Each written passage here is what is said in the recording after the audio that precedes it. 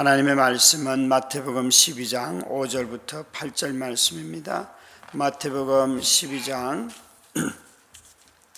5절부터 8절 말씀, 함께 자막을 통하여서 표신 성경을 통하여 하나님의 말씀을 읽도록 하겠습니다.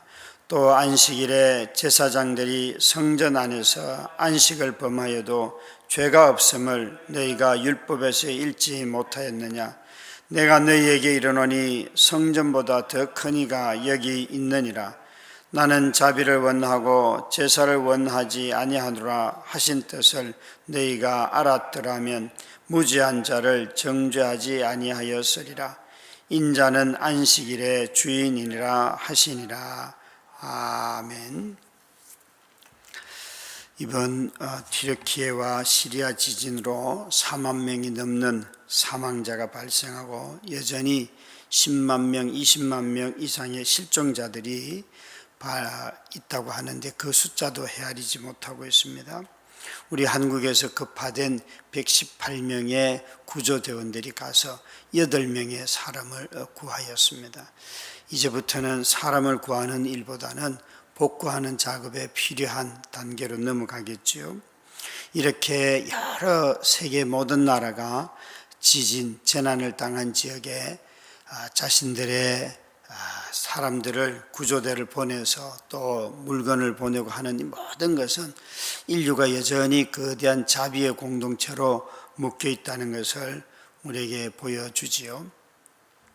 멀리 있어서 국가가 이런 일을 할 때는 참 잘하는 일이다 이렇게 생각을 하는데, 그러나 이걸 일상으로 여러분 가져와 보면 이런 재난이 아닌 아주 우리가 평소 살아가는 삶의 영역에서 나는 정말 자비롭게 살아갈까, 이렇게 한번 질문을 해보면 어떤 생각을 하게 될까요?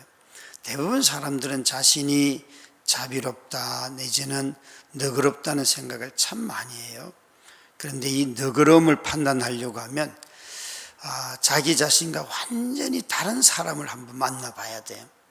예를 들면 예수님이 그렇게 랍비이고 지혜자이고 잘 가르치는 분인데 왜 바리새인들이 자꾸 예수님이 만나는 사람들을 가지고 시비를 거는가 하면, 왜 예수님은 밥을 먹어도 저런 사람들하고 먹습니까? 우리하고는 밥을 안 먹고 왜 꼭 바람난 여자하고 만납니까? 술집 여자하고 만나고 몸 파는 여자 만나고 병든 사람 만나고 그리고 환자들 만나고 귀신 들린 사람 만나고, 예수님이 이런 사람들 다 만나는데 바리새인과 바리새인들이 서기관들이 이런 예수님을 비난했습니다. 사람들이 이렇게 말하죠. 목사님, 저는 술 먹어도 되고 안 먹어도 되고, 이렇게 말하는 분들이 계세요. 그래서 제가 어느 교회에 설교를 갔더니 부흥회를 갔는데 저를 안내하는 그런 부목사님이 제가 그날 설교에서 술을 언급을 했거든요. 술은 기쁨을 주는 거다 언급을 했더니만 자기는 먹을 수도 있고 안 먹을 수도 있고 그건 자유래요. 그래? 그러면 내가 지금 식당에 너를 데리고 가서 막걸리를 한 잔 사줄 테니까 먹는지 한번 보자. 먹을 자유도 있고 안 먹을 자유도 있다고 네가 말했으니까 그러면 교회 앞에 식당에 가서 한번 막걸리 한번 먹어봐라 그랬더니만 그거는 아니죠 이러더라고요. 그래서 네가 그것도 아니면 왜 그런 말을 하냐, 네가 안 먹는다고 말하면 됐지, 그걸 먹을 자유가 있다고 지금 말하는데 너는 나한테 거짓말한 거야. 사람들 눈치 보면서 괜히 내가 그런 설교를 했다고 나한테 나는 이것도 할 수 있는 자유가 있고 저것도 할 수 있는 자유가 있어요 라고 말했지만 실상은 너는 술 안 해. 그런데 왜 그런 말을 해? 그냥 안 한다 그래도 아무 문제가 없는데 왜 네가 좀 나은 인간으로 보이려고 나한테 그런 말을 하냐. 참 여러분, 강사가 고약하지요. 뭘 말하는가 하면 사람들은요, 금식 그거 뭐 음식 굶으면 되죠. 나는 밥 안 먹고도 며칠 살 수 있어요. 한번 해보십시오. 이게 금식이 굶으면 되는 문제인지. 그게 보통의 결심이 아니고요, 헌신이 아니고서는 그거 못하거든요.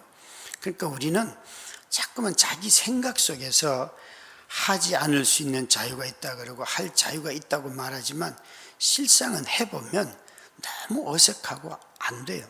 먹는 음식도 그게 술이든지 금식이든지 다 이렇게 부자연스러운데 나하고 사는 수준이 다르고 항상 냄새가 나고 말을 해도 온갖 욕설만 하고 이런 사람들하고 여러분 당신 참 좋은 사람이에요, 밥이나 함께 합시다, 이 말 합니까 우리가? 다시 말하여서 예수님이 보여주는 그림의 언어는 뭔가 하면 사람들은 다 자비롭다는 거예요. 그런데 그런 자기와 다른 사람들을 앞에 데려다 놓으면 항상 정죄하고 판단하고 왜 저 사람들은 여기 왔을까? 이렇게 말을 다 속으로 하고 있어요. 그게 위선이라는 거예요.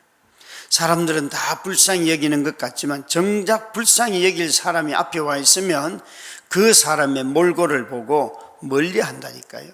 가까이 하지 않아요. 그러면서도 자기는 항상 너그러운 사람. 예수님이 우리에게 사랑을 얘기할 때에 네가 좋아하는 사람을 좋아하는 것 가지고 내가 말하는 사랑이 아니다. 예수님은 네가 사랑하는 사람을 사랑한다고 해서 그것 가지고 칭찬 듣겠느냐. 원수를 사랑해라. 너무 우리가 행하기 어려운 말씀이잖아요. 오늘 이 본문에도 똑같은 말씀을 하십니다. 주님이 나는 자비의 왕이다, 나는 그리스도이다, 이 안식일을 이야기하시면서 나는 안식일의 주인이다. 아니 여러분, 안식일 그 날의 주인이 예수 그리스도이시라면 그날 성전에서 섬기는 제사장도 예수님의 종인 것이고 나라를 섬기는, 나라를 통치하는 왕도 예수님의 종이지요. 주인이 자기 앞에 있는 그 식탁에 올려진 그 음식을 왕에게 나누어 주고, 배고픈 왕에게 나누어 주고, 또 죄를 범한 제사장을 용서를 베푸는데 그걸 보면서도 사람들은 욕을 했단 말이에요. 우리 인생에 우리가 자주 예수님이, 하나님이 내 모든 소유의 주인이십니다 라고 말을 우리는 자주 하지만 정말 그분의 주인이 맞다면 그분이 자신의 자녀들인 다른 사람들의 어려움을 놓고 이렇게 저렇게 도와라 그렇게 말씀을 하시면 우리는 어떤 반응을 보일까요? 어제 우리가 한 주 동안 튀르키예와 시리아 지진으로 인하여서 피해를 당한 국민들을 위하여 구제 헌금을 하였습니다. 아마 유초등부에서 한 것까지 더해진 액수인지는 모르겠지만 만약 유초등부에서 드려진 액수까지 다 더하면 거의 한 700만 원의 헌금이 된 것 같아요. 참 큰 재정을 성도님들이 드렸지요. 저는 이런 재정을 볼 때마다 누가 얼마를 보냈나 그거 모릅니다. 그냥 각자 성도들이 형편에 따라서 했는데 우리가 왜 사는 게 다 어렵지 않겠습니까? 그럼에도 불구하고 최선을 다해서 이렇게 드려진 것을 보면서 우리 마음속에 어려움을 당하는 사람들에 대한 긍휼히 여기는 마음이 있다 하는 것에 대해서 감사해요. 그런데 이런 마음이 멀리 있는 사람들에게 드려질 뿐만 아니라 정말 가까이 있는 사람들에게 늘 베풀어져야 합니다. 일상생활 속에서 이런 일들이 일어나야 합니다. 다윗은 배가 고플 때에 그가 쫓겨가다가 배가 고플 때에 제사장만 먹는 그 음식을 받아 먹었어요. 율법을 준수한다고 한다면 그 제사장이 음식을 주면 안 돼요. 그런데 지금 쫓겨가고 배가 고픈 다윗에게 제사장이나 먹을 수 있는 그 일들을, 그 음식을 그가 먹었고 또 성전에 예배하러 온 사람들끼리 먹는 음식이요. 그것은 지금 전쟁에서 쫓겨나서 피해가다가 먹는, 아들에게 피해가다가 먹는 이런 방식으로 먹는 것은 아니지요. 그럼에도 불구하고 당연히 먹지 말아야 할 이 음식을 제사장이 나누어 줬고 다윗 왕은 그것을 먹었습니다. 여러분은 다급한 사람들 보면 정말 이 율법의 정신, 나그네를 대접하고 궁핍한 자들을 먹이고 입히고 돌보라 하는 이 말씀이 먼저 드는지 아니면은 나는 법을 지켜야지.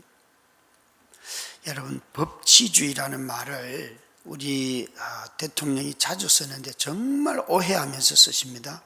원래 법치주의라는 말은 저와 여러분 같은 사람들이 법 지켜야 된다 이런 뜻으로 법치주의를 말한 게 아니에요. 민주주의가 법치주의라고 하는 것은 저와 여러분은 법을 안 지켜도 크게 다른 사람이 해를 끼칠 게 별로 없어요. 일단 그런 능력이 안 돼요. 가만히 한번 생각해 보세요. 가만히. 그런데 민주주의에서 말하는 법치주의는 뭔가 하면 권력을 가진 사람은 모두가 다 자기 마음대로 하고 싶어 한다는 거예요. 그래서 권력을 가진 사람을 제어하기 위해서 만든 것이 법이에요. 학교의 선생님들 자기 마음대로 하면 안 되죠. 또 판사들, 검사들, 경찰들, 고위공직자들. 그래서 고위공직자들이 자녀를 거짓 서류를 만들어서 넣었다. 그거 아주 처벌을 받아야죠. 땅 투기를 했다. 처벌을 받아야죠.